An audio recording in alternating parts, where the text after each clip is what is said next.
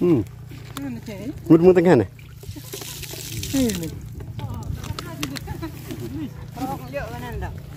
Nơi cái mạng giờ, giờ bạn. Rong nghe có bò hờ grip rong. Hok cái này.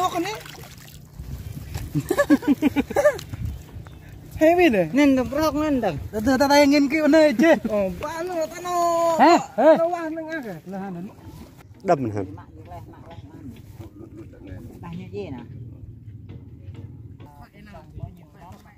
Đấy. Nhiều lắm các bạn nha. Lừa lừa đấy. Lừa là bị lừa đấy.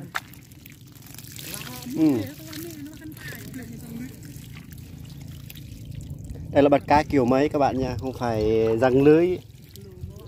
Đó.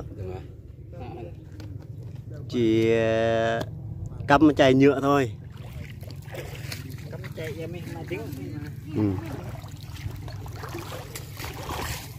Cắm chai nhựa xong là mấy anh nó đổ trong đây, khỏi cá nó khỏi chết.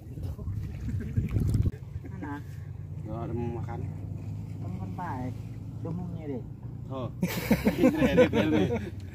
Betul jangan, demi diri tu. Ba ni nak kena, betul kena. Kau nak benda pelang wah. Banyak dor sih.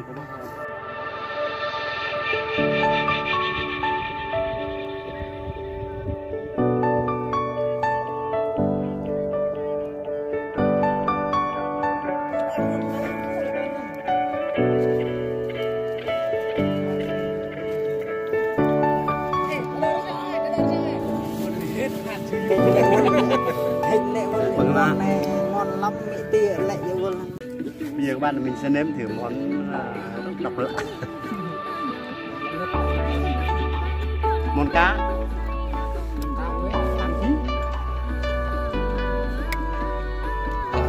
Xin chào các bạn, mình đi tặng ngay đi. Nào ăn được. Em bây giờ em biết nhỉ, em biết đi. Em không biết là cái gì. Hello, xin chào các bạn nhé. Bây giờ từ nước ngoài vô Việt Nam ăn món dân tộc Gia Rai nhá.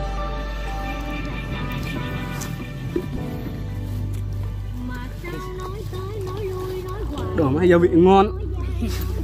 Ngon.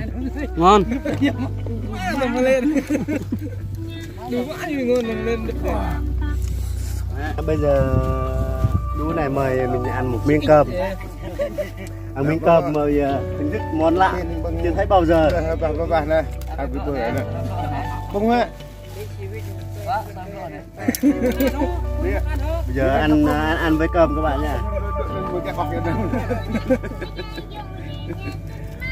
Lúc cái này nè.